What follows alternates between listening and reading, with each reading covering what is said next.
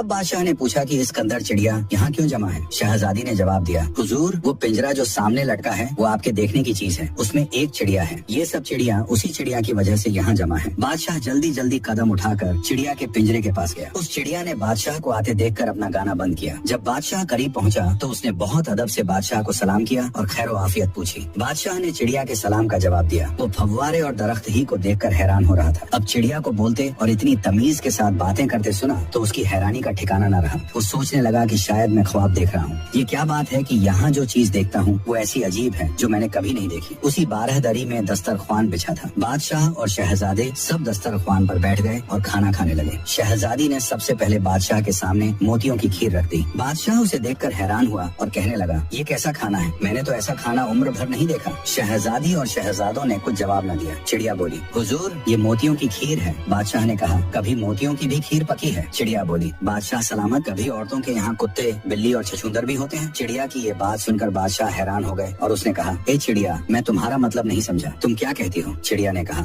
حضور کو موتیوں کی کھیر دیکھ کر تو تعجب ہوا، اور جب لوگوں نے آ کر حضور سے یہ کہا کہ حضور کے یہاں کتے، بلی اور چھچھندر پیدا ہوا، تب حضور کو ذرا بھی تعجب نہ ہوا۔ اب تو بادشاہ کی حیرانی اور بھی بڑھ گئی اور وہ کہنے لگا، یا الہی، یہ کیا معاملہ ہے اور میں کیا دیکھ رہا ہوں؟ اس چڑیا کو میرے حال کی کیا خبر؟ بادشاہ نے پوچھا، اے چڑیا، تم نے کس سے سنا کہ میرے محل میں کتے اور بلی پیدا ہوئے؟ چڑیا کچھ جواب دینے والی تھی کہ شہزادے اور شہزادی نے عرض کیا، حضور کھانا تناول فرمائیے، پھر اس چڑیا سے باتیں کیجیے گا۔ بادشاہ نے گھبراہٹ میں جلدی جلدی کھانا شروع کیا۔ اسے تو یہ جلدی پڑی تھی کہ چڑیا سب حال مجھ سے بیان کرے۔ کھانا بہت ہی مزیدار تھا۔ بادشاہ نے بہت تعریف کی اور کہا، ایسا عمدہ کھانا میں نے کبھی نہیں کھایا۔ جب کھانے سے فراغت ہوئی تو پھل وغیرہ چنے گئے اور بادشاہ نے ان میں سے کچھ کھائے۔ پھر شہزادوں نے عرض کی، حضور اب آرام فرمائیے۔ بادشاہ نے کہا، میں کچھ تھکا ہوا نہیں ہوں، مجھے اس چڑیا سے باتیں کرنی ہے، اسے میرے پاس لے آؤ۔ شہزادوں نے چڑیا کا پنجرا بادشاہ کے پاس رکھ دیا۔ بادشاہ نے چڑیا سے کہا، کہو اے چڑیا، تم کیا جانتی ہو؟ چڑیا نے کہا، حضور میں سب کچھ جانتی ہوں، میری ذات پنکھ پکھیرو ہے، جگہ جگہ اڑ کر جانے والی، ہر جگہ کی باتیں دیکھنے سننے والی ہوں، مجھ سے کیا چھپا ہوا ہے؟ یہ کہہ کر چڑیا نے بادشاہ کو شہزادوں اور شہزادی کے ہونے، ان کے بہانے اور داروغہ کے پالنے کا سارا حال کہہ سنایا۔